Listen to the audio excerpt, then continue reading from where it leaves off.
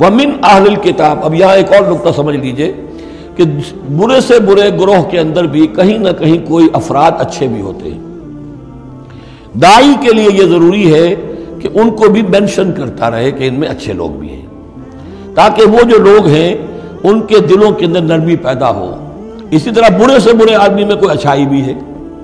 آپ اگر اسے دعوت دے رہے ہیں حق کی طرف، اس میں جو اچھائی ہے اس کو مانیے، تاکہ اسے معلوم ہو کہ اسے مجھ سے قد نہیں ہے، دشمنی نہیں ہے. جو میری بات واقعی اچھی ہے اس کو تو یہ تسلیم کر رہا ہے، لیکن جو بات غلط ہے اس کو رد کر رہا ہے. تو یہ دعوت کا اور تبلیغ کا بہت اہم حصہ ہے.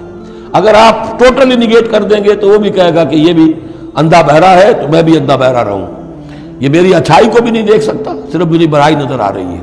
اور اگر وہ سمجھے کہ میری برائی کی بھی صحیح نشاندہی کر رہا ہے، جو میری اچھائی ہے اس کو بھی مان رہا ہے، تو اس کا دل کھلے گا، وہ آپ کی بات سنے گا.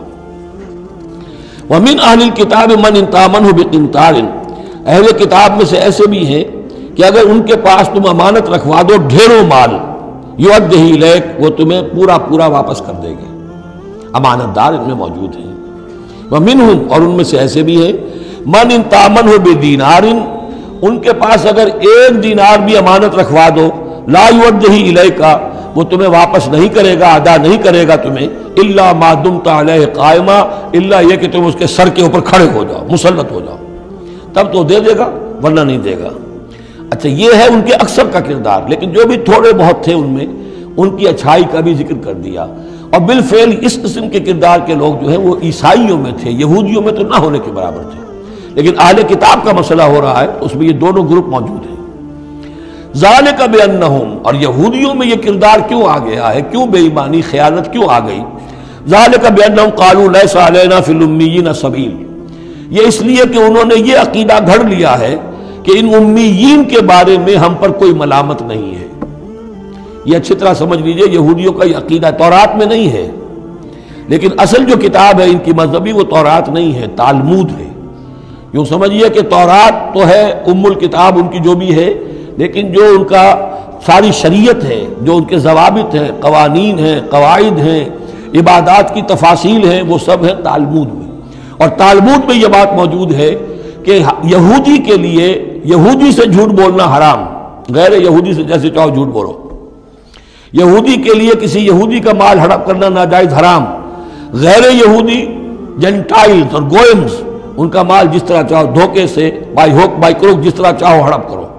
تو یہ ہمارے اوپر مواخذہ ہی نہیں ہے، اس لیے کہ یہ جو لوگ ہیں غیر یہودی، یہ انسان ہے ہی نہیں، یہ اصل میں انسان نما حیوان ہے، اور ان سے فائدہ اٹھانا ہمارا حق ہے. جیسے کہ گھوڑے کو تانگے میں جوتنا انسان کا حق ہے، بیل کو اپنے حل کے اندر جوت لینا یہ انسان کا حق ہے. تو ہمارا حق ہے ان حیوانوں سے ہم جو چاہے لوٹ لیں، کھسوٹ لیں، ان کی رضامندی سے لے لیں، ظلم کریں، اس میں ہم پر کوئی پکڑ نہیں ہوگی، کوئی محاسبہ نہیں. یہ تالمود میں باقاعدہ لکھا ہوا ہے.